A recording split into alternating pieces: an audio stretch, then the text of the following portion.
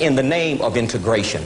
We've lost our brains to the white community, and nobody is there for the intergenerational transfer of information from middle-class people to poor people, so we now have what we call so-called underclass people. But if what you know is that critically important, and I don't know anybody who will argue it, how is it possible, in the light of Mr. Kozol's nightmarish and brutally honest and well-researched review of the horror story of public education, especially in the inner cities, for black children to know anything? White power structure and the white community in America are out of options.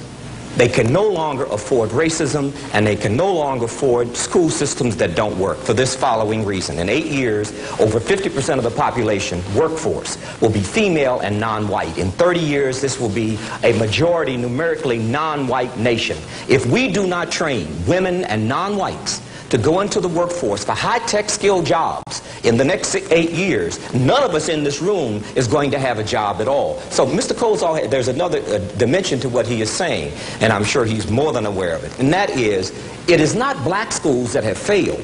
The American school system has failed. It is not the ones who drop out that are the problem. The ones who graduate are the problem. We do not have a school system that does anything for post-secondary education, and we don't have a school system that does anything for the bottom 50%, which is why Germany and Japan are beating our brains out. Regardless of the color of the student. Regardless. Now, when you get to blacks, we cannot leave out of this equation the black middle class.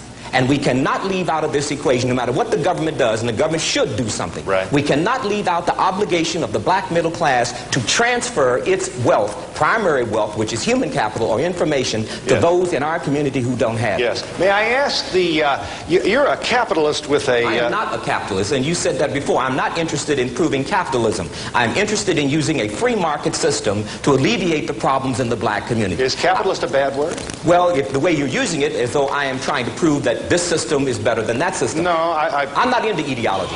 You can call me anything you want. You're a businessman who takes full advantage of the free market opportunities. Let me put it that way. I'm trying to pay my rent and keep the phone. Very good. Now, I don't know what you call that. Whatever you call that, that's what I do. Now, okay, so I am simply interested in this. There are 30 million of us. We earn $300 billion. We spend 6.6% of our money with one another, 95% with other people. I'm simply interested in creating structures so we can transfer that money back, and most of all, not to any black person in this room, but to poor black people, because the difference in the achievement of our community will not come from middle-class blacks like us who have done so well under affirmative action. Poor blacks didn't get a nickel. They're the ones who are hurting, which is why the black community is in such dire difficulty. We're leaving out a lot of things in this story. There are hard-working, good people working in community development corporations, and your emphasis, I like the piece that Tony did, your emphasis on middle-class African-American neighborhoods and the growth of these neighborhoods in cities and in suburbs is something that mustn't be left out of this picture. Otherwise, people aren't going to try. Your point is made at a time when the middle class is identified with the NAACP, the Urban League, and the traditional We Shall Overcome civil rights leaders of the 50s and 60s that have been all but abandoned and ignored by younger people, Sister Souljah included. I think that the dice are loaded, and that's what's left out of Mr. Brown's piece.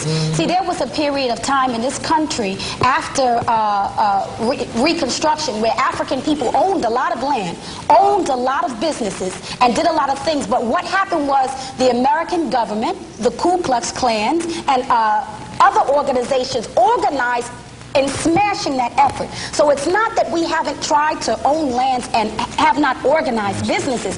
It's that if you are African in America or in Latin America or in the Caribbean or in the continent, you will be hunted no matter what you do, because they do not want us to survive and become self-sufficient. And you can say no, but you haven't lived this life. You haven't lived this life. Mayor Kelly's entitled. I think that there's a lot of reason for a lot of our anger. given our history in this country that persists even in 1992. No question about it. But the issue becomes, how do you harness that anger? Do we sit up here and talk about our history, or do we harness that anger to become an empowered community? You do both. Now, let me just finish.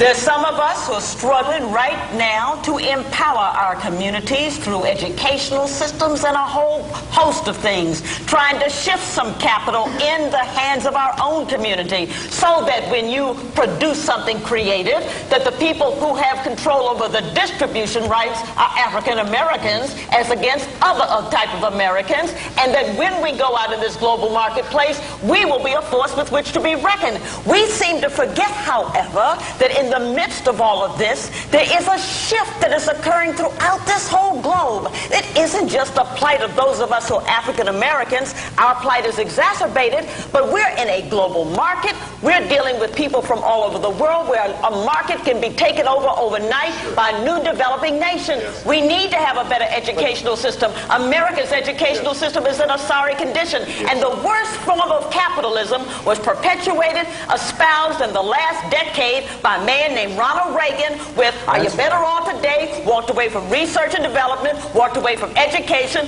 walked away from savings, walked away from the capacity for capital formation. The worst form of capitalism was symbolized in the last decade, and that's why we're paying a handsome price. Now, we can sit up and get angry, we can sit up and talk about it, but the question is, what are we going to do about it? And I say, let's start doing something about it now and empower our own community and stop pointing the finger at one another. Professor West, sir, your piece is reminiscent of Martin Luther King Jr. and the 60s in its idealism. What a wonderful idea. Against what we've heard from this panel on this program, this is romantic, but about as effective as the wonderfully memorable strains of the hymn, We Shall Overcome. This apparently is, this ideal cannot be realized against the kind of observations we've heard from this panel on this program. How would you respond to that? Yeah, Phil, I don't believe that. One is because it's always been bleak for black people. And the fundamental question first is, how do you build on the best of the legacy of the black freedom movement, which is a moral issue. We have to look for higher moral ground and then look the realities of power in the face. What do I mean by that? What I mean by that is, ever since black folk have been here, our problem has been twofold. Too much poverty, too little self-love. To raise the issue of too much poverty means to raise the question, what is the distribution of power and wealth in our society? We live in a society in which 1% of the population own 37% of the wealth, 10% own 86% of the wealth. So all of those in this room are struggling for crumbs in a certain sense. At the same time, too little self-love. The white supremacist bombardment that Brother Wahid and Sister Soldier are talking about is real. The white supremacist bombardment against black beauty, African beauty, against black intelligence, African intelligence, black capacity, black dignity. Those two are inseparable but not identical. Which means at the same time, and this is what I think when Martin King talked about we're part of one garment of destiny, it was a description of our condition. We don't choose circumstances in which we find ourselves. Right. The ugly history that this brother's talking about is real, but alongside that ugly history are Americans of all hues trying to hammer out democratic institutions because the higher ground is a struggle for democracy. And so the question becomes, no matter how bleak the situation, how do we keep alive a substantive and precious ideal of democracy in light of our present circumstance? And the way in which you do that is to create multiracial coalitions with higher moral ground, but looks at the realities of power and control and wealth. We have no other option, it seems to me.